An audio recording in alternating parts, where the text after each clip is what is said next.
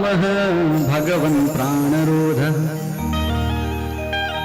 चराचरस्याखिलसत्त्वधाम्नः। सारे देवता जाकर प्रभु से प्रार्थना करते हैं और भगवान आके उनको दर्शन देते हैं।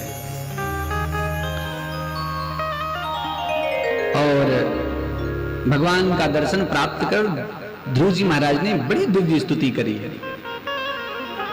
योऽन्तः प्रविश्य मम वाचमिमां प्रसूक्तां संजीवयत्यखिल शक्तिधरः स्वधाम्ना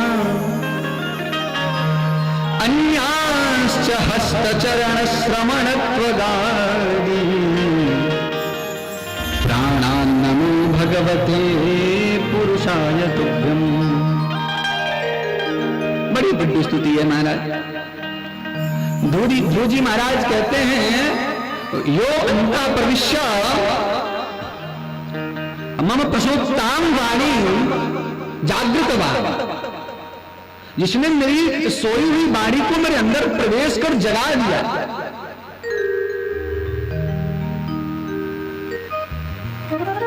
जो सब में हर एक अंग में जड़ चैतन्य सब में जिसकी शक्ति संचरित हो रही है, जिसको हम अपना मानकर बैठे हैं, वो भगवान की ही शक्ति है।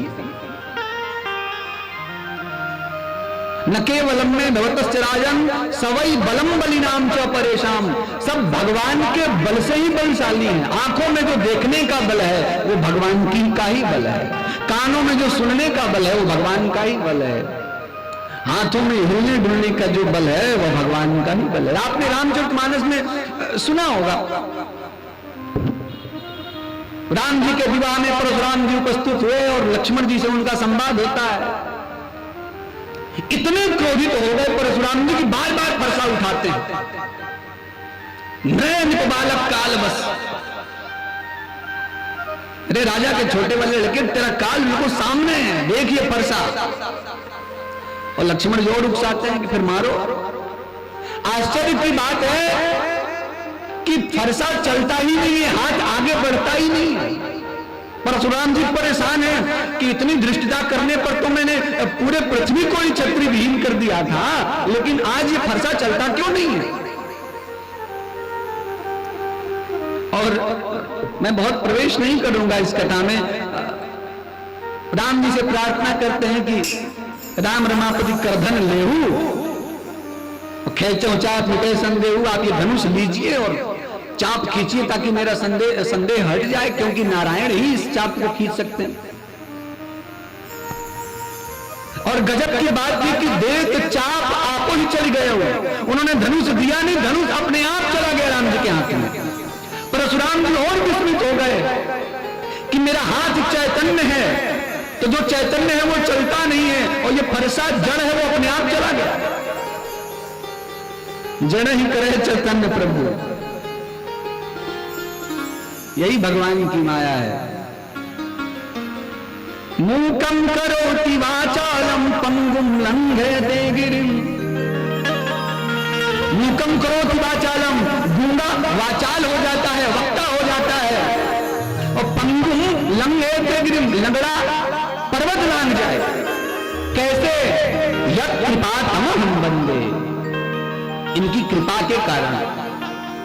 आपके आंखों की रोशनी, कानों की श्रवण शक्ति, हस्त पाद आदि की जो शक्ति है, इस भ्रम में मत रहना कि आपकी कमाई हुई शक्ति है महाराज। यही भगवान की कृपा है कि आंख है और हम देख पा रहे हैं, कान है और हम सुन पा रहे हैं। आहा,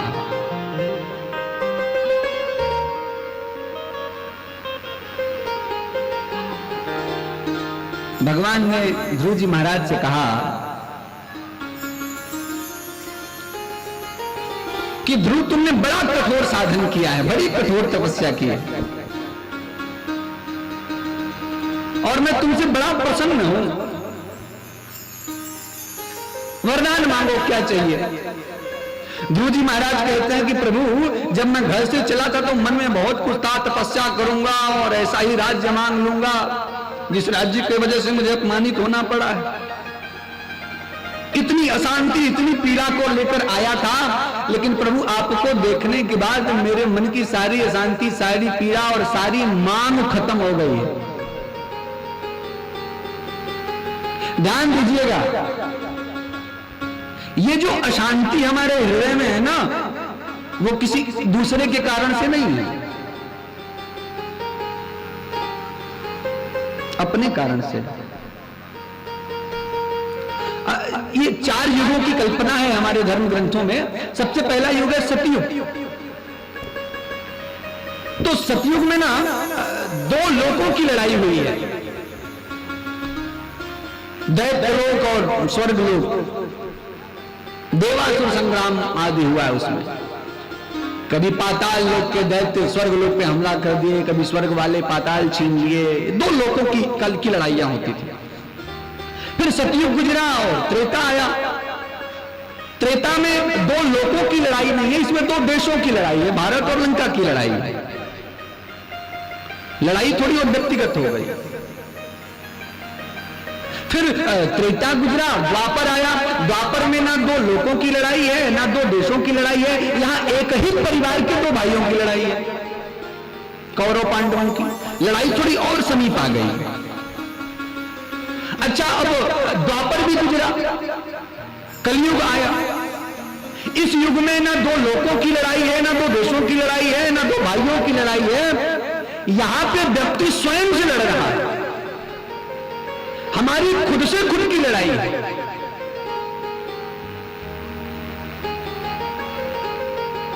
हमारे हृदय में ही भगवान भी विराजमान है। ईश्वर सर्वभूतानां हृदय से अर्जुन तिष्ठति। हे अर्जुन, ईश्वर सर्वभूत के हृदय में स्थित है। और उसी हृदय में काम, क्रोध, मद, लोभ, हिंसा, द्वेष, पाखंड, मत्सरता आदि ये दुर्गुण भी है। ये गीता की लड़ाई जो हम गीता में देखते हैं, वो सिर्फ कौरव पांडवों की लड़ाई नहीं, हमारे हृदय की लड़ाई है। एक तरफ पांडव हैं, पांडव अर्थात सद्गुण, प्रेम, करुणा, दया, तितिक्षा, सहयोग आदि की भावना। और एक तरफ ये दुर्गुण, काम, क्रोध, मद, लोभ, ईर्ष्या, द्वेष, पाखंड, मत्सरता आदि। और ये लड़ाई जैसे जैसे बुद्धि बढ़ती जाती है, जैसे जैसे हम सामाजिक होते जाते हैं, ये लड़ाई और बढ़ती जाती है। अब विचार करने की बात यह कि लड़ाई जीते कौन? कौन जीत रहा है ये लड़ाई?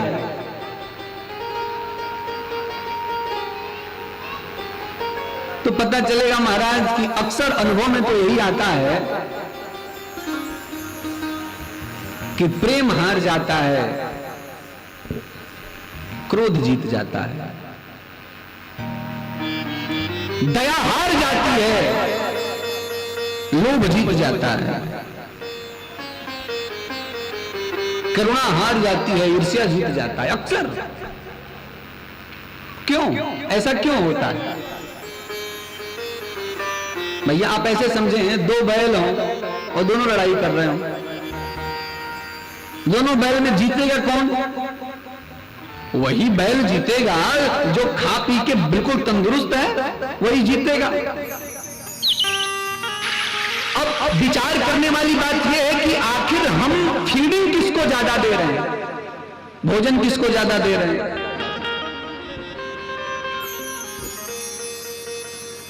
फीडिंग किसको दे रहे हैं? प्रेम को दे रहे हैं या क्रोध को दे रहे हैं? दान को दे रहे हैं या लोभ को दे रहे हैं? दया को दे रहे हैं या ईर्ष्या को दे रहे हैं? पता चलेगा हमारी फीडिंग तो महाराज क्रोध, काम, लोभ, मोह इन्हीं को हो रही है महाराज। कारण से क्रोध हो तो बात समझ में आए। क्रोध भी भगवान ने बनाया है तो निरुपयोगी तो नहीं है, उसकी भी उपयोगिता है। एक बार एक महात्मा जी पूज्य ब्रह्मलीन स्वामी श्री अजयेश्वरानंद जी महाराज इस कथा को सुनाते थे कि एक महात्मा एक गांव से गुजर रहे थे, तो उन्होंने देखा कि खूब घना सा बट वृक्ष है दोपहर का समय था, धूप पड़ रही थी। उन्होंने सोचा जरा इस बट वृक्ष के नीचे थोड़ा आराम कर लो। जैसे ही जाने लगे वहां पे तो कुछ लड़के वहां खेल रहे थे। अरे अरे बाबा वहां मत जाना, वहां मत जाना। महात्मा जी ने पूछा क्यों, क्या हो गया? बोले अरे महाराज वहां पे बड़ा भारी एक काला नाग रहता है, न जाने कितनों को डस लिया, कितने मर गए, वहां मत जाओ। महात्मा जी ने कहा कि अच्छा जाता हूं, देखता हूं। और जैसे ही महाराज गए उस वृक्ष के नीचे, वो काला सांप फन खाड़ के खड़ा हो गया। महाराज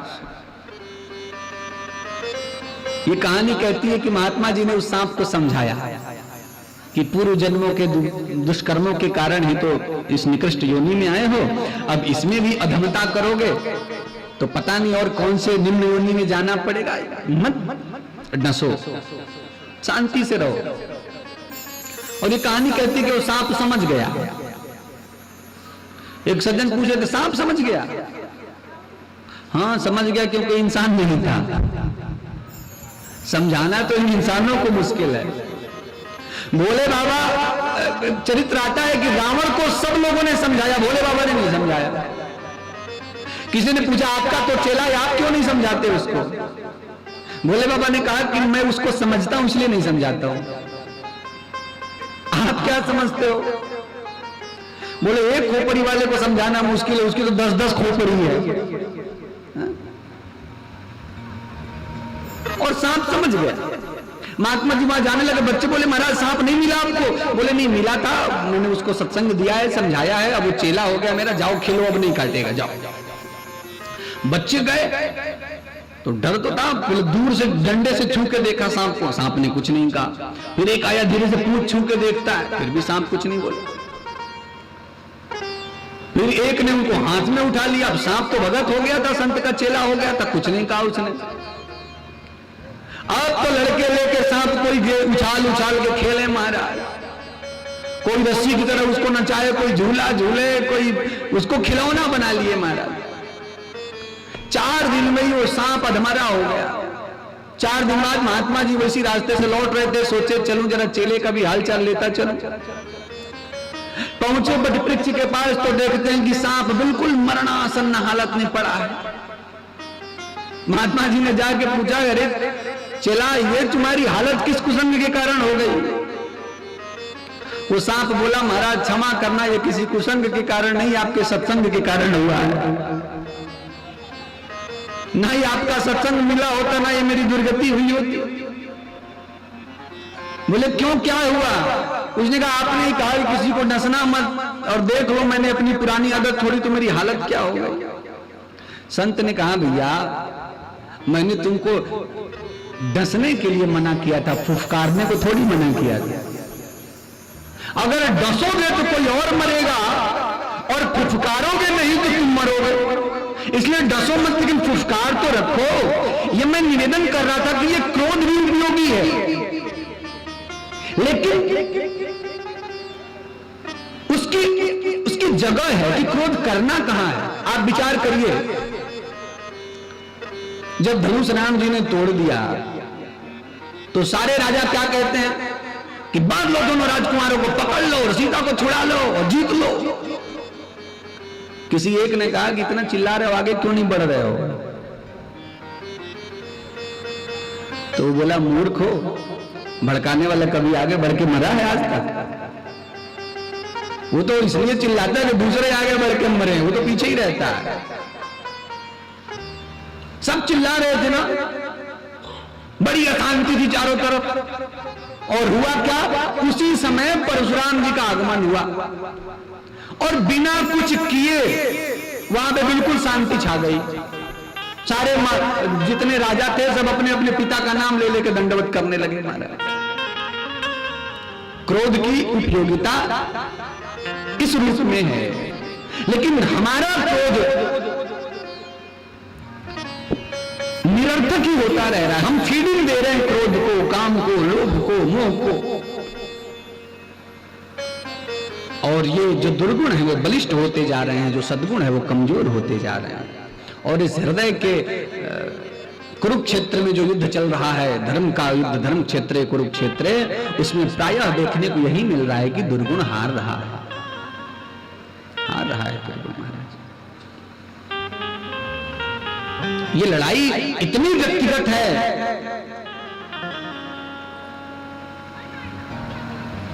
कि इसमें सदगुरु आपके हाथ में टार्च पकड़ा भी दे तो भी आपके अपने आंख की रोशनी चाहिए। ध्रुव जी की स्तुति बड़ी दिव्य है महाराज। वरदान मांगने को कहा तो ध्रुव जी ने कहा प्रभु आपको देखने के बाद कुछ मांगने की इच्छा नहीं है। भगवान ने कहा फिर भी तुम पृथ्वी पर 36,000 वर्षों तक राज करो और उसके बाद ध्रुव लोक को पावन करना। ध्यान दीजिए, परशुराम जी ध्रुव जी महाराज कह रहे हैं कि मुझे नहीं चाहिए, लेकिन भगवान ने फिर भी कहा कि नहीं तुम 36,000 वर्ष राज भोगो। क्यों? क्योंकि भगवान पूर्ण काम है और ये शरीर छूटने से पहले हमारे हृदय में एक भी इच्छा कोई भी बाकी है तो हमको फिर इस धरती पर वापस भेजते हैं। जाओ पहले उस इच्छा को पूरा करो फिर वापस आना। मृत्यु के पूर्व बस एक ही इच्छा रह जाए कि अब कछुनाथ न चाहिए मोरे, दीन दयाल अनुग्रह तोरे, तो ही भगवान की शरणागति होगी। अगर कोई सांसारिक इच्छा बाकी है तो भगवान फिर वापस भेजेंगे। अरे आप यहाँ कथा सुनने आए हो, आपका चश्मा यहीं छूट जाए, गमछा यहीं छूट जाए तो आप जहां गए होगे वहां से वापस आओगे वो गमछा वो अपना चश्मा ढूंढते हुए। 36,000 वर्षों तक ध्रुव जी ने दिव्य राज किया है और जब 36,000 वर्ष की आयु पूर्ण हुई तो मृत्यु आई उनके पास कि तुम मेरा वरण करो। ध्रुव जी महाराज ने मृत्यु का वरण नहीं किया। हरिदास विमान लेकर आए और वर्णन है कि मृत्यु मूर्धनि पदम दत्वा आरोहाद्भुतम गतिम। ऐसी अद्भुत गति ध्रुव जी के अलावा और किसी को नहीं मिली।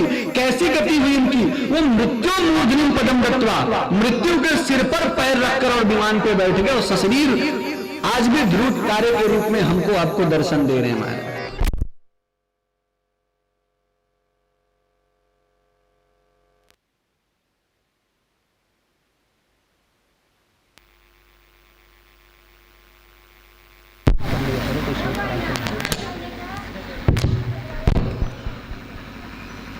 और विमानारूढ़ होकर ध्रुव जी महाराज आज भी ध्रुव तारे के रूप में हमको आपको दर्शन प्रदान कर रहे हैं। यही जीवन की कृतार्थता है महाराज। जिए तो भगवान के होकर और मरे तो भगवान के होकर।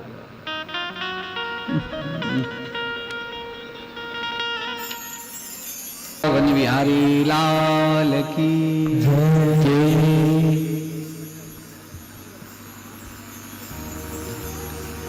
प्रेम से बोलिए राधे राधे। थोड़ा और जोर से बोलेंगे राधे राधे। देख लो आप लोग ऐसे आलस में राधे राधे बोलेगे तो ऐसे ही कभी माइक बंद होगा कभी बल्ब बंद होगा महाराज। थोड़ा जोश में बोलो राधे राधे। तो बड़ा दिव्य चरित्र उपस्थित हुआ है। इसके बाद ध्रुव जी महाराज के पुत्र वे उत्कल वो संसार से विरक्त हो गए। उनके छोटे भाई भ्रमी ने राजपाट संभाला और इन्हीं भ्रमी के वंश में आगे अंग नाम के एक राजा हुआ। बड़े धर्मात्मा थे, लेकिन अंग के जो पुत्र हुए वेन वो बड़े दुष्ट थे महाराज। जैसे ही गद्दी पर बैठे उन्होंने घोषणा कर दी नयस्तब्दम न दातब्दम न हो तब्दम विजक्कजित इति निवारयत् धर्मम भेदी घोषण सर्वशः। उन्होंने घोषणा कर दी कि नयस्तब्दम न दातब्दम, मेरे राज्य में कोई यज्ञ नहीं करेगा, कोई दान नहीं करेगा, कोई भगवत संकीर्तन नहीं करेगा। भविष्य पुराण में वर्णन है कि आने वाले कलयुग में ऐसे राजकीय फरमान जारी होंगे महाराज कि सत्संग करने वालों को पकड़ पकड़ के जेल में डाला जाएगा।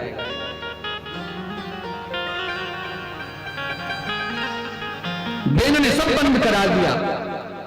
महर्षियों के जब यज्ञादि में बाधा पड़ी तो महर्षियों ने श्राप दे दिया। वेन की मृत्यु हो गई। बिना राजा के प्रजा निरंकुश हो गई। सबने जाकर प्रार्थना किया ऋषियों से। ऋषियों ने कहा उसके शरीर का ही मंथन करो तो उसी शरीर से भगवान प्रकट होंगे। उसके शरीर का, बेन के शरीर का मंथन किया गया है और पृथ्वी के संचालन के लिए स्वयं भगवान पृथु रूप में प्रकट हुए हैं। ये भी भगवान के 24 अवतारों में से एक अवतार है। बोलिए पृथु भगवान की जय। पृथु के ही पुत्र हुए विजिताश्व, विजिताश्व के पुत्र हुए प्राचीन बरही। ध्यान से सुनिएगा, ये प्राचीन बरही बड़े धर्मात्मा थे, यज्ञ करते थे और यज्ञों में पशुओं की बलि दिया करते थे महाराज। कई बार हम धर्म ग्रंथों में भी पढ़ते हैं कि कुछ यज्ञों में बलि का भी विधान बताया गया है, लेकिन वो यज्ञ इतने कठिन हैं कि उसको सब कोई कर नहीं सकता। व्यास जी ने यह विधान इसलिए बनाया कि पशु बलि का अधिकार केवल इन यज्ञों में होगा। वो यज्ञ साधारण व्यक्ति के बस का करना भी नहीं है, तो जब यज्ञ नहीं होगा तो फिर बलि भी निषेध है। लेकिन वो शौक से बलि देते थे।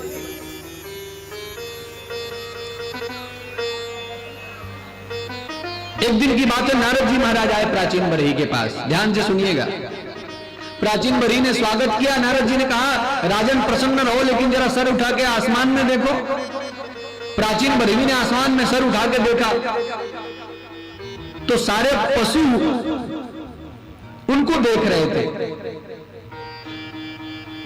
बहुत सारे, हजारों की संख्या में पशु उन्हीं को देख रहे थे। प्राचीन बरही ने पूछा नारद जी, गुरुदेव ये मुझे क्यों देख रहे हैं? नारद जी ने कहा भोगो प्रजापते राजन पशुन पश्यत त्वया धरे। ये सारे पशु आपको इसलिए देख रहे हैं क्योंकि आपको पाना चाहते हैं। प्राचीन बरही ने कहा ये मुझे क्यों पाना चाहते हैं? नारद जी ने कहा ये वही सारे पशु हैं जिसका समय समय पर आपने बलि दिया है। वो प्रतीक्षा कर रहे हैं कि आप इनको प्राप्त हो और उतनी बार ही आपको बलि दें। ध्यान दीजिएगा, किया हुआ शुभ कर्म या अशुभ कर्म खाली नहीं जाता। अवश्य में वो भोक्तव्यम कृतम कर्म शुभाशुभम। किए हुए शुभ अशुभ कर्मों को भोगना ही पड़ता है। वर्णन आता है जब पितामह भीष्म के पास अंत समय में भगवान मिलने गए तो पितामह ने प्रभु से पूछा कि गोविंद आप कृपा करके ये बताइए कि मैंने जीवन में ऐसा कौन सा अपराध किया था जिसके कारण मैं 56 दिनों से सरसैया पर लेटा हुआ।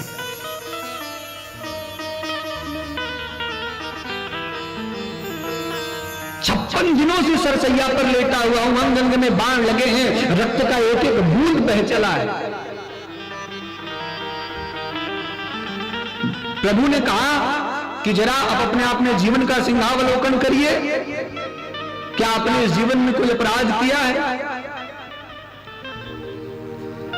बोले विवाह मैंने किया नहीं, बाल ब्रह्मचारी, काम का लेस मात्र भी नहीं।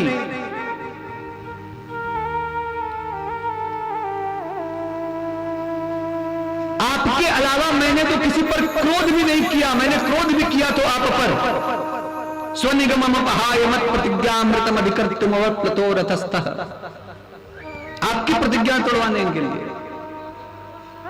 सिंहासन लिया नहीं, राज्य लिया नहीं, गद्दी ली नहीं, लोभ भी नहीं था। और जब विवाह ही नहीं हुआ, कोई बेटा बेटी नहीं था, तो मोह भी नहीं। कोई अपराध मेरे जीवन में नहीं था। फिर ये गति क्यों है मेरी? भगवान ने कहा जरा आप अपने पिछले जन्मों की यात्रा करिए।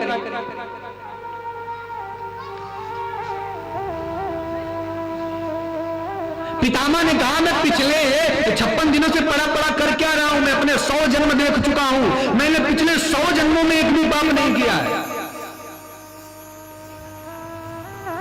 भगवान ने कहा जरा और पीछे जाइए। पितामह ने कहा मेरे पास इतना ही तप है कि मैं केवल 100 जन्म ही देख सकता हूं।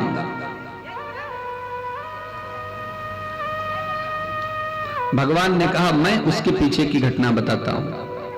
100 वर्षों से भी पूर्व आप किसी राजा के मंत्री थे। एक बार राजा की सवारी कहीं जा रही थी, रास्ते में एक बूढ़ा सर्प पड़ा हुआ था। रथ के पहिए से बचाने के लिए आपने उस सर्प को अपने तीर से उठाकर और झाड़ियों में फेंक दिया। वो सर्प जाके झाड़ियों में फंस गया और 56 घड़ी तक तड़प तड़प कर वो वेदना सहता रहा। उसके बाद उसका प्राणांत हो गया। अब आपका तप इतना ज्यादा था, धर्म इतना प्रबल था कि पिछले 100 जन्मों तक आपका वो जो पाप रह गया था वो जाग नहीं पाया। लेकिन इस जन्म में जैसे ही आपने दुर्योधन का दूषित अन्न खाया और अपनी आंखों के सामने द्रौपदी का वस्त्र हरण देखा तो वो 100 वर्ष पुराना पाप भी जाग गया। अरे जैसे हम लोग खेतों में बोते तो धान है, गेहूं है, लेकिन अनुकूल मौसम पाके उसके साथ खरपतवार भी उगाता है। ऐसे अनुकूल परिस्थिति पाकर वो 100 वर्ष का पुराना पाप जो 100 वर्षों से प्रतीक्षा कर 100 जन्मों से प्रतीक्षा कर रहा था वो भी जाग गया। मैं निवेदन कर रहा था, अवश्य में भोक्तव्यम कृतम कर्म शुभाशुभ, कर्म भोगना ही पड़ेगा।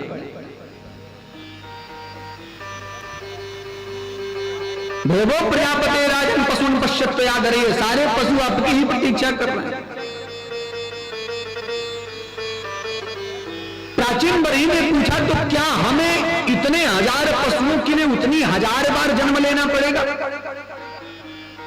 इसको समझाने के लिए नारद जी महाराज ने एक कथा श्रवण कराई है, आप भी सुनिए, जिसको भागवत जी में पुरंजनोपाख्यान कहा जाता है। ध्यान से श्रवण करिएगा। कथा बड़ी गंभीर है, अगर आप सावधानी से नहीं सुनेंगे तो समझ नहीं आएगा, बाउंस हो जाएगा। बैठ जाओ बैठ जाओ मम्मा बैठ जाओ। आना है सबसे लास्ट में, बैठना है सबसे आगे। ओ मैया, ओ अम्मा, ओ माता राम, माता जी ये कान वाली मशीन घरे छोड़ाई है। ओ माता, माता इधर, अरे मैं इधर बैठा हूं, राधे राधे लीजिए मेरा, थोड़ा सा बातचीत नहीं, थोड़ा सा हम इधर कथा करते हैं, इन लोगों का अपना चलता रहता है। मेरे गुरु जी कहते थे कि दुनिया में 7 आश्चर्य नहीं 8 आश्चर्य हैं। मैं बोले गुरु जी 8वां कौन सा है? बोले कि 2 स्त्रियां एक पास बैठी हो और चुप हो, ये भी आश्चर्य है हमारा। हाँ, तो कम से कम चुप रहिए थोड़ी देर। एक बार ऐसे कहीं कथा हो रही थी तो एक मैया आए बुढ़िया, और माता आके सामने बिल्कुल आगे ही बैठे हो। जैसे कथा शुरू हो, इधर महाराज कथा शुरू करें, वो उधर वो रोना शुरू करे। महाराज कथा कहें वो रोए, और 3 घंटे वो रोते ही रहे महाराज। एक दिन महाराज ने उसको पास बुलाया, बोले भैया तू इतने भाव से कथा सुनती है कि 3 घंटे तक रोती रहती है। बोले महाराज भाव से मैं नहीं रोती, मैं तो भय से रोती हूँ। बोले भय कैसा? बोले कि मेरे घर एक भैंस थी, उस भैंस ने एक पड़वा दिया था, और पड़वा 2 दिन तक तो खूब चिल्लाया, डकर डकर के तीसरे दिन मर गया। मैं ये सोच के रोती हुई, आप तो 7 दिन तक चिल्लाओगे, आपका क्या होगा? तो ऐसा ना हो कि मैं पड़वा की तरह चिल्लाता रहूं, आप लोगों का अपना चलता रहे एक दरबार। तो कृपया थोड़ा सा नहीं, मैं सब भूल जाता हूं कथा वथा, अगर बातचीत थोड़ी भी आवाज आती है ना तो याद नहीं आता। पुरंजनोपाख्यान बड़ा गंभीर चरित्र, ध्यान से श्रवण करिएगा। नारद जी कहते हैं प्राचीन बरही 2 मित्र थे, सुवर्ण वेतो सदृशों से खायो। 2 मित्र थे, सखा थे। एक का नाम था अभिज्ञा, दूसरे का नाम था पुरंजन। दोनों में बड़ी गहरी मित्रता थी। एक दिन पुरंजन ने अभिज्ञात से कहा कि मित्र चलो कहीं घूमने चलते हैं। अभिज्ञात ने कहा कि घूमने की मेरी इच्छा नहीं है, आपकी इच्छा हो तो आप जाओ। बोले ठीक है तुम नहीं रहो, मैं घूम के आता हूं। पुरंजन निकले, बहुत सारे नगरों का भ्रमण किया, बहुत सारे शहर घूमे, कोई शहर उनको पसंद नहीं आया। फिर उन्होंने एक नवद्वारपुरे देही, 9 दरवाजे वाला एक शहर देखा, वो उनको भाग्या, भाई ये नगर ठीक है, ये शहर रहने लायक है, वहीं रह। जैसे उस नगर में प्रवेश किया, उनकी दृष्टि पड़ती है कि एक बड़ी ही सुंदर स्त्री पहले से उस नगर में थी।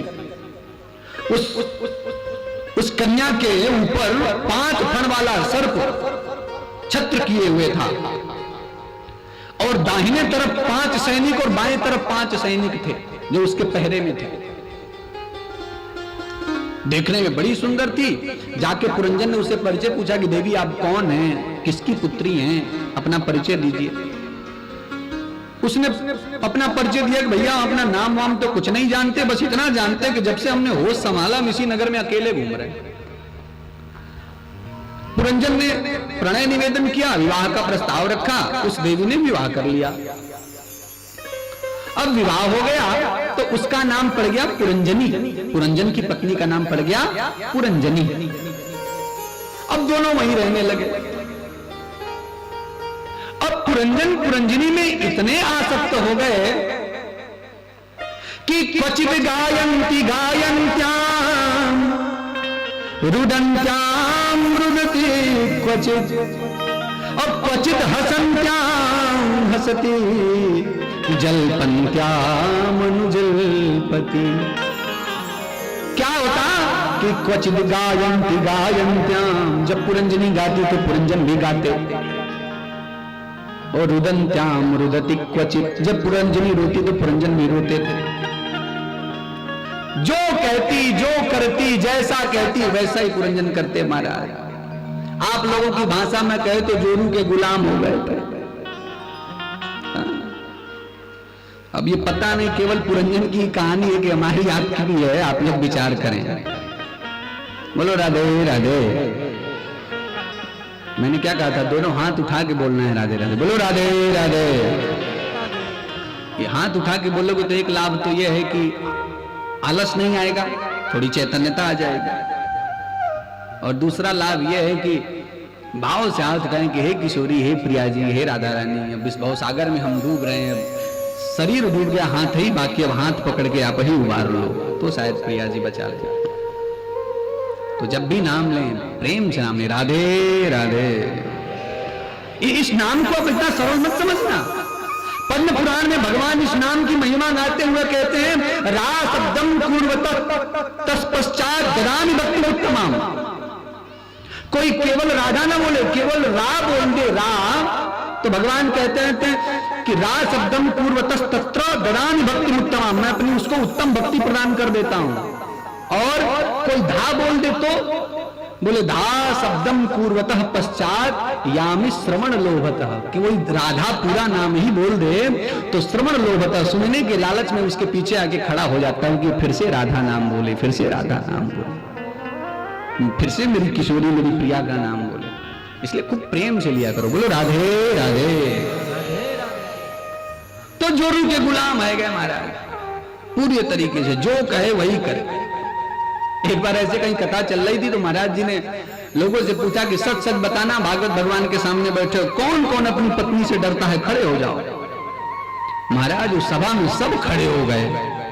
अब भगवान के सामने झूठ कौन बोले, सब तो खड़े हो गए, लेकिन एक बैठा था आगे, वो नहीं खड़ा हुआ। महाराज को बड़ा आश्चर्य हुआ, बोले भैया सब अपनी अपनी पत्नी से डरते हैं, तू नहीं डरता? बोला नहीं नहीं महाराज, डरता तो मैं भी हूं, लेकिन कथा सुनने आ रहा था तो पत्नी बोली थी कथा में भीड़ बहुत होती है, जहां बैठ जाना बैठे रहना, खड़े मत होना, नहीं कोई और बैठ जाएगा। तो ये बड़ा वाला भगत निकला महाराज। तो रुदन्त्याम रुदति क्वचित, वो हंसे तो हंसे, रोए तो रोए, बैठे तो बैठे, खाए तो खाए। एक दिन उस नगर पे जरा नाम की एक कुरूप नारी की दृष्टि पड़ी। उसने पुरंजन से विवाह करने के लिए कहा। पुरंजन ने कहा नहीं नहीं, हमारी तो प्रिया जी बगल में है, भगा दिया महाराज। जरा नाराज होके गई काल नाम के पुरुष के पास, उससे निवेदन किया कि तुम सहयोग करो, तुम बलशाली हो, मैं पुरंजन का वरण करना चाहती हूं। तब काल में 360 गंधर्व और 360 गंधर्वियों की सेना जरा के साथ भेज दी महाराज। और आके उन 360 गंधर्व 360 गंधर्वियों ने ऐसा आक्रमण किया कि पहले तो जो वो पुरंजनी के 5-5 दोनों तरफ जो सैनिक थे वो लड़ते रहे, धीरे धीरे करके वो सैनिक मर गए। फिर वो 5 फण वाला सर्प जो था वो भी युद्ध करता रहा और वो भी मर गया। और जैसे ही वो सर्प मरा तो पुरंजनी भी अदृश्य हो गई और पुरंजनी के अदृश्य होते ही पुरंजन हाँ पुरंजनी हाँ पुरंजनी हाँ पुरंजनी करते हुए शोक में पुरंजनी को याद करके पुरंजन भी मर गया। शास्त्रों में विधान है अंते मति सा गति, अंत समय में जो मति होती है वैसी बुद्धि होती है, अगला जन्म उसी के अनुरूप मिलता है। यदि अंत समय में भगवान स्मरण हो तो भगवान का नाम, सांसारिक चिंतन हो तो संसार के चक्कर में पड़ना पड़ता है। यम यम वापि स्मरण भावम त्यजत तंते कलेवरम तम तमेवैपि कौन्तेय सदा तद्भाव भावितः। जो जिस चीज का स्मरण करके मरता है उसी भावना से भावित अगला जन्म उसको प्राप्त होता है। अब पुरंजनी को याद करके पुरंजन मरे तो अगले जन्म में ये भी स्त्री बने, नारी बने, नारी का चिंतन करके मरे थे। अगले जन्म में इनका विवाह एक राजा से हुआ, राजा युद्ध में मारा गया और राजा के चिता के साथ ही ये जो पुरंजन अगले जन्म में रानी बन गए थे, इनके साथ सती होने चल पड़े महाराज। और जब सती होने चल गए, चिता पर बैठने वाले थे, तो जो पुरंजन के मित्र थे अभिज्ञात, उनको पुरंजन की याद आई। पुरंजन की याद आई, वो ढूंढने निकले पुरंजन को, पता चला कि ये तो सती होने जा रहे हैं। आकर अभिज्ञात ने कहा, अरे मित्र पुरंजन, कहां तुम सती होने जा रहे हो? पुरंजन ने कहा, कैसे करती हो, मैं पतिव्रता स्त्री, मैं अपने पति के साथ सती होने जा रहे। बोले, अरे तुम कोई किसी की पत्नी नहीं हो, याद करो तुम मेरे परम मित्र पुरंजन हो। हम लोग ऐसे खेलते थे, ऐसे बैठते थे, ये करते थे, वो करते थे, तमाम याद दिलाया। तो जो स्त्री के रूप में पुरंजन थे उनको याद आया, अरे हम तो पुरंजन हैं, हम तो मित्र तुमसे भटक गए थे, अच्छा हुआ कि आकर आपने हमें याद दिला दिया। और अभिज्ञात के साथ पुरंजन वापस चले गए। नारद जी ने पूछा प्राचीन वर्षी से, बताओ प्राचीन वर्षी, ये कहानी जो मैंने तुमको सुनाई है कैसी लगी? प्राचीन वरी ने कहा, महाराज कहानी तो बड़ी अच्छी थी लेकिन समझ में कुछ नहीं आया। नारद जी अब समझाते हैं, ये अभिज्ञात है परमात्मा, अभिज्ञात जो जानने योग्य हो। और पुरंजन कौन है? हम आप जीव ही पुरंजन हैं। जीवात्मा और परमात्मा दोनों अभिन्न है, ईश्वर अंश जीव अविनाशी अभिन्न अंग है। लेकिन जीव के मन में होता है कि भगवान हम तो भ्रमण करेंगे, घूमेंगे। भगवान कहते हैं जाओ घूमो। ये जीव आता है, बहुत सारे शहरों का चक्कर लगाता है, गाय भैंस घोड़ा गधा कुत्ता शेर बिल्ली आदि, कोई नगर इसको पसंद नहीं आता। ये नवद्वार पूरे देही, नव दरवाजे वाला ये शरीर इसको पसंद आता है, रहने लगता है। इसमें पहले से ही ये पुरंजनी अर्थात ये मति, ये बुद्धि है और ये जीव उसी बुद्धि का गुलाम हो जाता है। बुद्धि जैसा कहती है वैसा ही करता है।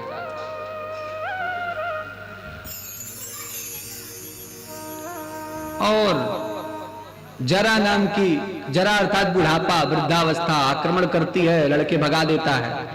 पहले बुढ़ापा आता है ना तो बाल पकने लगते हैं, यहां से श्रवण समीप भय सित केसा, केस सफेद होने लगते हैं। लड़के भगा दिया गया तो बढ़िया डाई करा लिया, काला करा लिया। पहले तो काला ही होता था, अब तो कई नीला पीला लाल सब रंग का बाल हो जाता है। फिर जरा आक्रमण करती है, घुटने आदि में दर्द होता ही लगता है तो च्यवनप्राश खाना शुरू कर देता है। आंख खराब हुआ तो चश्मा लगवा लेता है।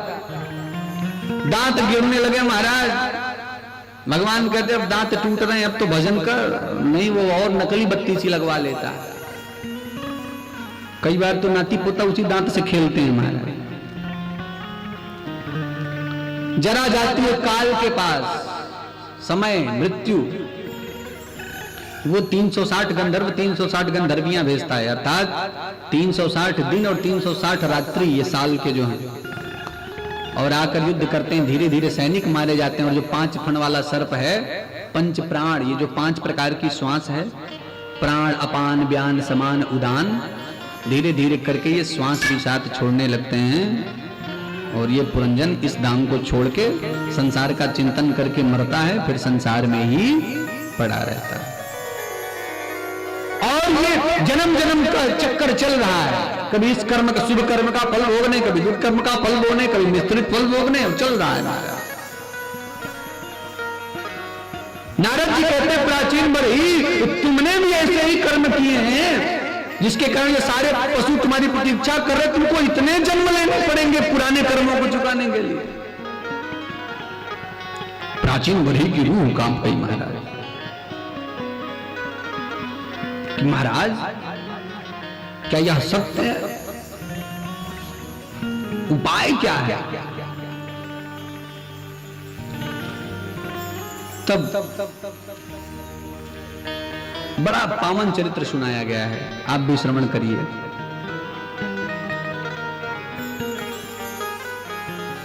जल भरत जी की कथा सुनाई गई।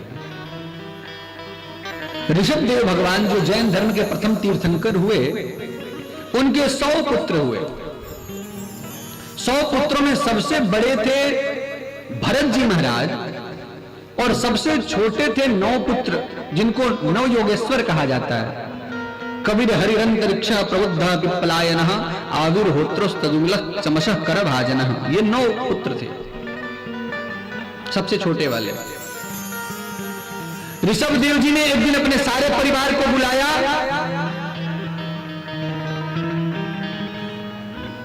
अपने सभी पुत्रों को बुलाया और उन सभी पुत्रों से निवेदन करने लगेंगे, भैया नायम देहो देह भाजाम लोके कष्टान कामान न रहते विडभुजाम, तपो दिव्यम पुत्र कायेन सत्वम।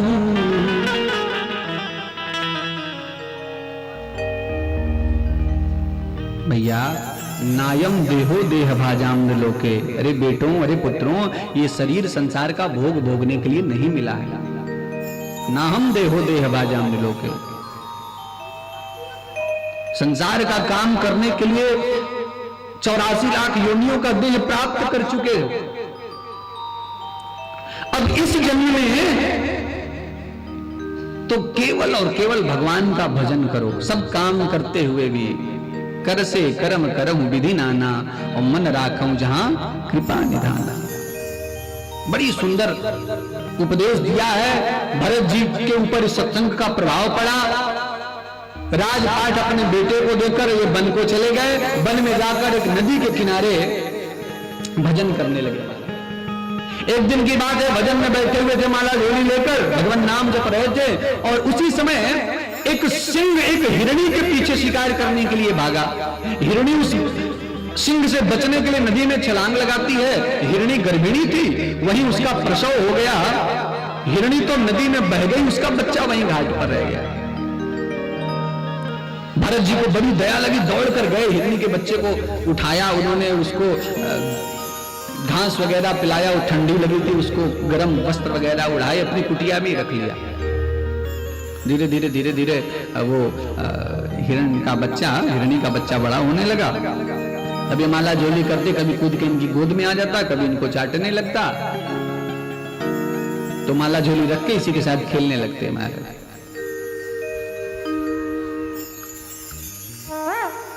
अंत समय में जब मरने वाले थे भरत जी, जब शरीर छूटना हुआ था, तो उसी हिरण के बच्चे का ही चिंतन किया और शरीर छूटा। मैंने अभी आपको कहा अंते मति सागति, अंत काल में जैसा स्मरण करके मरेंगे वही गति होगी। तो हिरण का चिंतन करके मरे तो अगला जन्म क्या हो गया? हिरण का ही मिला, हिरण बन गए महाराज। लेकिन ध्यान रखिए, किए हुए भजन का कभी नाश नहीं होगा। अगर आपने एक बार भी भगवान नाम लिया है तो वो नष्ट नहीं होने वाला है। हिरण तो बन गए, लेकिन पूर्व जन्म की पूरी स्मृति बाकी थी, उनको पूरा ध्यान था।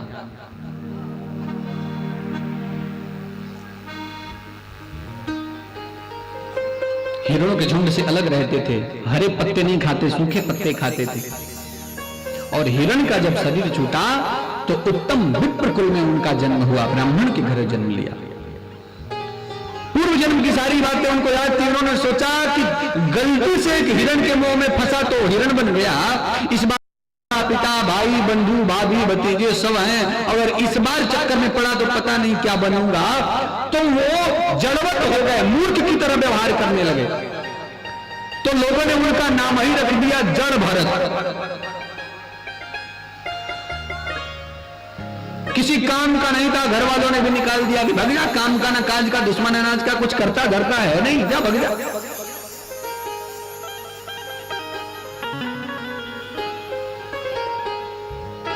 दिव्य संत थे, चले गए जंगल में, वहीं किसी वृक्ष के नीचे बैठकर भगवत चिंतन करते रहते, भगवान का ध्यान करते रहे। एक दिन की बात है,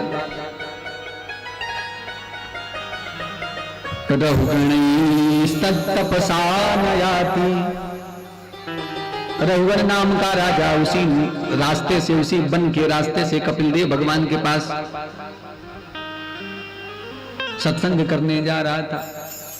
भगवान की लीला, डोली में बैठा हुआ था, 4 कहार लगे थे, एक कहार बीमार पड़ गया, बेहोश हो गया। रघुवर ने कहा कि सारा राज्य मेरा ही तो है, जो भी दिखे उसको पकड़ के लाओ और लगा दो डोली में। वहां और कोई तो नहीं दिखा, जड़ भरत जी भी बैठे भजन कर रहे थे। वो कहां रहा है, बोले चलो राजा साहब बुलाए हैं, डोली में लग जाओ, चलो तुमको राजा साहब की डोली लेके चलना है। और भरत जी, जड़ भरत जी इतने सरल कि वो आए और कहार बन गए। यही संत है, संत का लक्षण ये तितिक्षवः कारुणिका सुहृदः सर्वदेहि नाम। और संत कौन, बोले अजात शत्रवः शांता साधवः साधुभूषणः। साधु कौन है, बोले जो अजात शत्रु हो, मानो जिसका शत्रु इस पृथ्वी पर कभी पैदा ही ना हुआ। भला बुरा सबकी सुनी जय, कबीरदास जी कहते हैं। संत कौन, भला बुरा सबकी सुनी जय, कर गुजरान गरीबी में लागो यार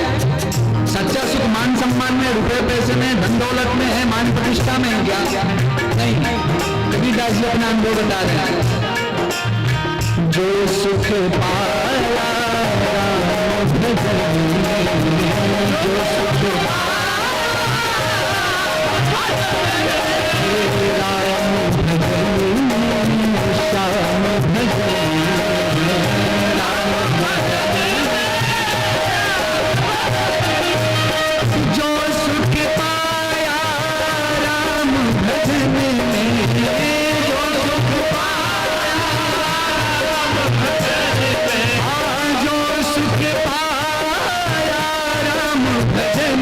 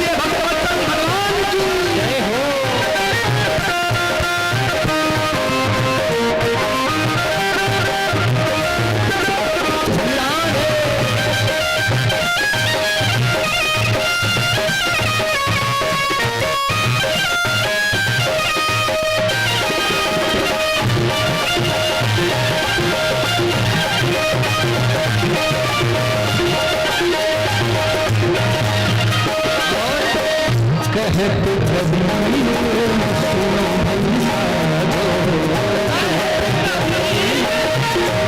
भाई साधो, सुनो भाई साधो, सुनो भाई साधो, कहत कबीर सुनो भाई साधो, कहत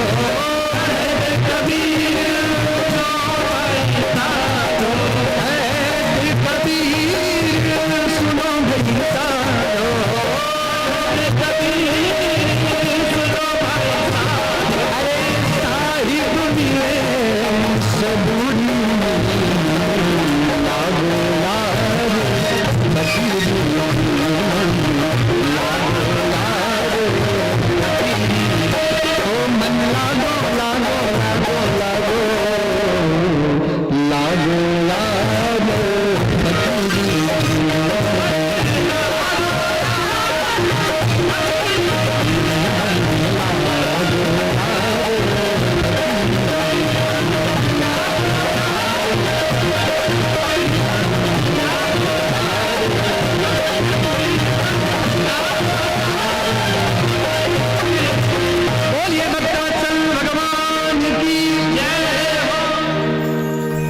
कुंडल बगल में सोटा और चारों दिशा जागीरी में मन लागो यार फकीरी।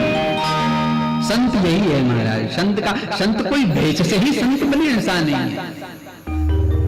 भेष भी हो, अगर भाव ना हो तो वह भेष किसी काम का नहीं, और भाव हो भेष ना भी हो तो काम बन जाएगा। चलो बुला रहे राजा, चल दिए महाराज, जाके लगा दिया पालकी में। अब भरत जी जब भी चलते तो नीचे देखते हुए चलते कि मेरे पैर से कोई कीट पतंग न मर जाए, कोई चींटी आदि न मर जाए। अब भगवान की ऐसी लीला कि सबसे आगे इन्हीं को लगाया था, हट्टे कट्टे थे, देखने में बिल्कुल तगड़े। तो चींटियों का बहुत बड़ा झुंड वहां दिखाई दिया। उन चींटियों को अपने पैरों से बचाने के लिए जब भरत जी महाराज ने छलांग लगाया, और छलांग लगाई तो डोली हिली, और फिर जड़ भरत का सिर चारों तरफ टकराया। रघुगण चिल्लाया, रे कौन है दुष्ट ऐसे चल रहा है? तीनों कहां बोले महाराज ये नया वाला ही चल रहा है ऐसा। ठीक से चलो, देख के चलो।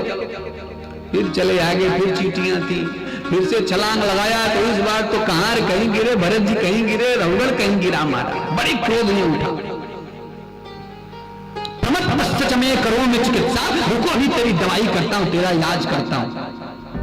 देखा कौन है नया वाला, तो देखा हट्टा कट्टा शरीर, बिल्कुल लंबे चौड़े। अच्छा तुम इतने दुबले पतले हो कि तुमसे वजन नहीं उठ रहा है। व्यंग किया। आज पहली बार जड़ भरत जी ने महाराज ने किसी के साथ संवाद किया है। आज तक कभी नहीं बोले, उनका कितना भी अपमान करो, कितना भी उनके ऊपर कटाक्ष करो, व्यंग करो, कभी नहीं बोले। आज पहली बार जड़ भरत जी बोले। क्यों बोले आज? जड़ भरत जी ने सोचा कि लोग कहेंगे संत ने जिसको अपने कंधे पर उठा लिया उसका भी अहंकार नहीं गला, तो फिर संतों की महिमा ही क्या है। जड़ भरत जी बोले, रघुगण कहता तुम दुबले पतले हो इसीलिए तुमसे नहीं उठ रहा है, व्यंग किया, ये तो हट्टे कट्टे। जड़ भरत जी कहते हैं, स्थौल्यं कार्शं व्याधययाधयश्च क्षुद्रिं भयं कलिरिच्छा जरा च निद्रारतिर्मन्युकनिष्यति भयं देहेन जातस्य हिमेन सन्ति। ध्यान से सुनिएगा। अरे रघुगण क्या कहता है तू? स्थौल्यम कार्श्यम व्याधय आदयश्च, स्थूलता अर्थात मोटापा या कार्श्यम दुबलापन, व्याधय आदयश्च शरीर के रोग आदि, दुबला पतला होना भैया, देहे न जातस्य हिमे न संति, ये देह के धर्म है, ये मेरा धर्म नहीं है, यह देह के ऊपर प्रभाव है, इसका मेरे ऊपर कोई प्रभाव नहीं है। मेरा क्या स्वरूप है? मैं तो नित्य शुद्ध निर्मल आत्मा हूं, और आत्मा न मोटी होती है, न पतली होती है, न दुबली होती है, न काली होती है, न गोरी होती है, न छोटी होती है, न बड़ी होती है। अब इतना सुना तो रघुगण सत्संगी था, सत्संग करता था, उसने तुरंत तर्क दिया, कैसी बात करते हैं आप? कई बार जिनको ज्ञान होता है ना, वो व्यर्थ की बहस ज्यादा करते हैं, बौद्धिकता दिखाने के लिए व्यर्थ का बकवाद करते हैं। रघुगण कहता है, आप कहते हो कि ये सब आप आत्मा हो और ये सारे गुण शरीर के हैं, देहे न जाकर सही में न संति, तो फिर स्थान लग्नितापात पयसोभितापस और तस्तापतस्तंडुल गर्भरंध्री। आप एक बात बताइए, आग लगाई जाए और उसके ऊपर पात्र रखा जाए, थाली रखी जाए, बर्तन रखा जाए और उस बर्तन में पानी डाला जाए, पानी में चावल डाला जाए, तो स्थान लग्नितापात, अग्नि के ताप से वो पात्र गर्म होगा और फिर पात्र से पयसो भी तापस, उसके अंदर जो दूध है, जो जल आदि जो भी खाद्य सामग्री है वो गर्म होगा। और तत्तापतस्तंडुल गर्भरंध्री, उस पानी के गर्म होने से फिर वो जो उसमें चावल है वो गर्म होगा। तो फिर आप बताइए, ये स्थूल शरीर के ऊपर ये सूक्ष्म शरीर मन बुद्धि चित्त अहंकार, तो संसार का प्रभाव इस शरीर पे पड़ता है, शरीर का प्रभाव मन पे, मन का प्रभाव बुद्धि पे, बुद्धि का प्रभाव चित्त पे, चित्त का प्रभाव अहम तत्व पे और अहम तत्व का प्रभाव तो आत्मा पे पड़ता है। बड़ी डांट लगाई है महाराज वहां पे जड़ भरत जी ने रघुगण को। अकोविद कोविदवाद वादान बदस्तो नाथ विदाम वरिष्ठ। अरे मूर्ख, अकोविद कोविदवाद वादान है तो तू निरा मूर्ख, लेकिन विद्वानों की तरह भाषा बोलना सीख गया है। अरे तू तर्क देता है कि आग से बर्तन, बर्तन से पानी और पानी से तंडुल चावल गर्म होगा। एक बात बता, अगर उसी पात्र में पत्थर डाल दे तो चावल तो गल जाएगा लेकिन पत्थर गलेगा नहीं, गलेगा। वो कुछ क्षण के लिए गर्म हो सकता, फिर जैसे ही पात्र से निकाल के रखोगे वो अपने पुराने स्वरूप में आ जाएगा। और एक और बात बताओ, उस पात्र में जो हवा है, जो आकाश है, उसका क्या होगा? ध्यान से समझिएगा। अगर मैं आपसे पूछूं कि इस हाथ और इस हाथ के बीच में क्या है, तो आप कहेंगे कि कुछ नहीं है, लेकिन वेदांत कहता है इस हाथ और इस हाथ के बीच में आकाश है, कुछ भी खाली नहीं है, आकाश है। वो चिराकाश और घड़े के अंदर वाला घटाकाश।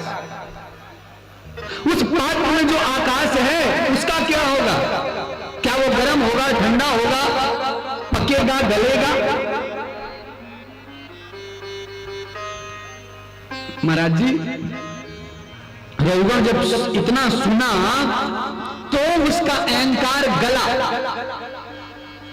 और जब अहंकार उसका गला तब ध्यान से देखा तो पता चला कंधे पर यज्ञोपवीत है, मस्तक पर तिलक है, समझ गया कोई ब्राह्मण है। ब्राह्मण को देखते ही वो सोचा कि ऐसा ना हो कि विप्र देवता नाराज हो जाए, कोई श्राप वाप दे दे। हाँ, पहले विप्र लोग श्राप बड़ा जल्दी दे देते थे। हाथ जोड़ने लगा महाराज कि महाराज कोई गलती हो गई तो क्षमा करिएगा, क्योंकि मैं ना हम विसंके सुरराज वज्रान और नद्रक्षशूलान न यमस्य दंडात नाग्न्यर्क सोमान नीलपित्तपात पास्त्रये शंके भृशम ब्रह्म कुलावमानात्। महाराज क्षमा करिएगा, ना हम विसंके सुरराज वज्रान, मैं सुरराज इंद्र के वज्र से नहीं डरता, और नत्रक्षशूला नयमस्य दंडात, भोले बाबा के त्रिशूल और यमराज के दंड से भी नहीं डरता।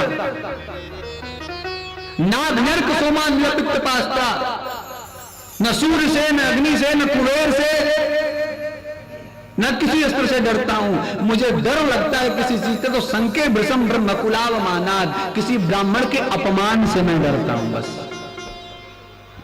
विप्रवंश के अस प्रभुताई और अभय हो जो नहीं डराई। बड़ा दिव्य सत्संग हुआ है महाराज। साधन पूछा है कि आखिर इससे बचने का साधन क्या है।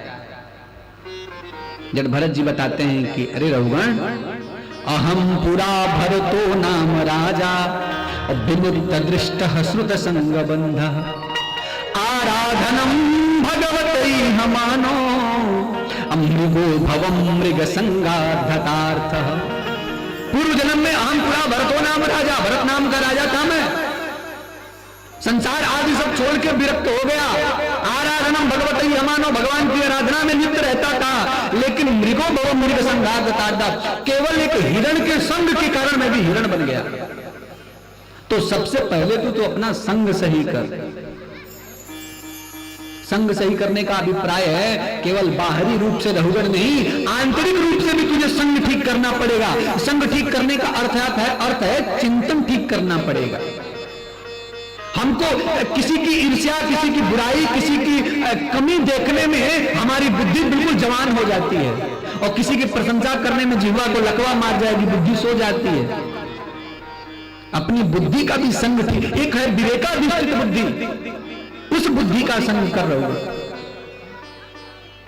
बुद्धि सही कैसे होगी? उत्तर दिया, संत का संग करो और संतों से भगवत चरित्र सुनो। इस बुद्धि को निर्मल करने का एकमात्र साधन है सत्संग। रघुगण को बड़ा दिव्य ज्ञानोपदेश दिया है, और महाराज रघुगण को दिव्य ज्ञान प्राप्त हो गया है, और जड़ भरत जी वहां से प्रस्थान किए। बड़ी सुंदर ये कथा है। इसके बाद सृष्टि के बारे में परीक्षित जी सुखदेव भगवान से पूछते हैं कि गुरुदेव कृपा करके बताइए आखिर ये सृष्टि कैसी है। तो भगवान सुखदेव उनको बताते हैं कि परीक्षित, वैसे तो यह सृष्टि बड़ी विशाल है, भगवान के रोम रोम में करोड़ों ब्रह्मांड हैं। बोलो राधे राधे।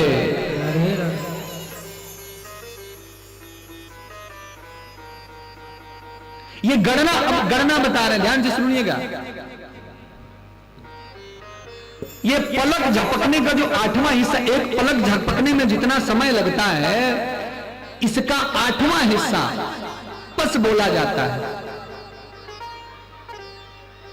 चतुर्थ हिस्से को निमिष बोला जाता है।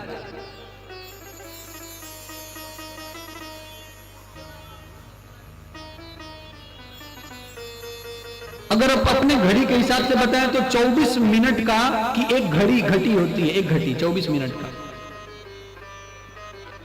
ऐसे 60 घटी का एक पूरा 24 घंटा होता है। ऐसे ऐसे 24 घंटों का 15 दिन होता है, जिसको एक पक्ष बोला जाता है। ध्यान से सुनिएगा। 2 पक्षों का एक महीना, 2 महीनों की एक ऋतु, 3 ऋतुओं का एक अयन, और 2 अयनों का दक्षिणायन सूर्यायन, दक्षिणायन उत्तरायण, 2 अयनों का एक वर्ष। ऐसे ऐसे 4,32,000 साल कलयुग की आयु है। इससे दूना 17,64,000 साल द्वापर की आयु है। उससे दूना त्रेता, और उससे भी दूना सतयुग है। ये युगों की आयु है। अब जब 1000 बार ये चतुर्युगी चारों युग 1000 बार आके चले जाते हैं, तो एक कल्प होता है, एक कल्प। और 71 बार जब ये कल्प गुजर जाते तो एक मनवंतर होता है। और जब ये इतना चक्र घूम जाता है तो एक मनु चेंज होते हैं। अभी जो हमारे इस युग के मनु, उनका नाम है वैवस्वत मनु। और जब 1000 मनु परिवर्तित हो जाते हैं इस गणना के हिसाब से, तब ब्रह्मा जी का एक बार पलक झपकता है महाराज। और जब 1000 ब्रह्मा भी बदल जाते हैं, तब भोले बाबा का एक बार पलक झपकता है। और भोले बाबा जो एक बार जब 1000 बार परिवर्तित होते, तो नारायण का एक बार पलक झपकता है। अब आप हिसाब लगा लीजिए कितना बड़ा होगा। ऐसे ऐसे हर भगवान के रोम रोम में करोड़ों ब्रह्मांड, करोड़ों ब्रह्मा विष्णु महेश मनु आदि है। इसी तरह इस ब्रह्मांड में, इस पृथ्वी के नीचे 7 तल हैं, अतल, वितल, सुतल, तलातल, रसातल, महातल और पाताल। और ऊपर 7 लोक हैं, भूलोक, भूलोक, स्वहलोक, महदलोक, जनलोक, तपलोक और सत्यलोक। और परीक्षित इस पृथ्वी से दक्षिण दिशा में 99,000 योजन की दूरी पर संयमनीपुरी नामक भी एक लोक है। संयमनीपुरी में 28 प्रकार के नरक हैं। आप लोग बिल्कुल सावधान होकर बैठ जाइए, भागवत जी की यात्रा नरक की तरफ जा रही है। बोलो राधे राधे। सावधानी। कौन कौन चल रहा है मेरे साथ नरक? किसी को चलना है नरक? एक भी सवारी नहीं है मेरे बस में भाई। हाँ, हमारे संगीत वाले चलेंगे। खैर कोई बात नहीं, बिल्कुल सावधानी से श्रवण करिए। परीक्षित, संयमनीपुरी में 28 प्रकार के अलग अलग नरक हैं। इन नरकों का उपयोग क्या है? बोले इस पृथ्वी पर मानव जो जो अशुभ न करने योग्य कर्म करता है उसको भोगने के लिए ही नरक बनाया गया है। जो संत का, गौ का, ब्राह्मण का अपमान करता है उसको कुंभी पाकम नामक नरक में डाला जाता है, जहां खोलते हुए तेल में उस जीव को पकाया जाता है। ऐसा आप भ्रम में मत पड़िएगा कि शरीर तो यही रह जाता है तो वह नरक में कौन भोगता है कष्ट। ये स्थूल शरीर यही छूट जाता है, सूक्ष्म शरीर जाता है। मन बुद्धि चित्त अहंकार ये चारों वहां जाते हैं और उसी सूक्ष्म शरीर को कष्ट भोगना पड़ता है। नरक का मतलब क्या? जैसे मान लो हमारा कपड़ा गंदा हो जाए तो हम घर पे ही उसको साफ कर लेते हैं, लेकिन यदि बहुत महंगा कपड़ा हो, शेरवानी वगैरह, सूट वगैरह हो, उसमें कोई दाग लग जाए तो फिर हम वो धोबी को, ड्राई क्लीनर के यहाँ भेजते हैं, फिर वो उसको अच्छे से साफ करता है। धोबी घाट, अब धोबी पता है ना धोबी कैसे रगड़ रगड़ के पटक पटक के कपड़े साफ करता है। भैया बता रहे थे देवरिया हम कपड़ा धोने के लिए देते हैं, अगर वो धोबी 3 बार मन से कपड़ा साफ कर दे तो कुर्ते की कॉलर ही गायब हो जाती है। तो वही है, हमारे जो छोटे मोटे शुभादि कर्म अशुभादि कर्म है वो तो हमारे पुण्यादि कर्मों से मिट जाते हैं, लेकिन एक तो मानव तन का इतना महंगा कपड़ा और उस पर कोई ऐसा दाग लग जाए तो फिर वही नरक में धोबी घाट पे भेजा जाता है। फिर यम के दूत जो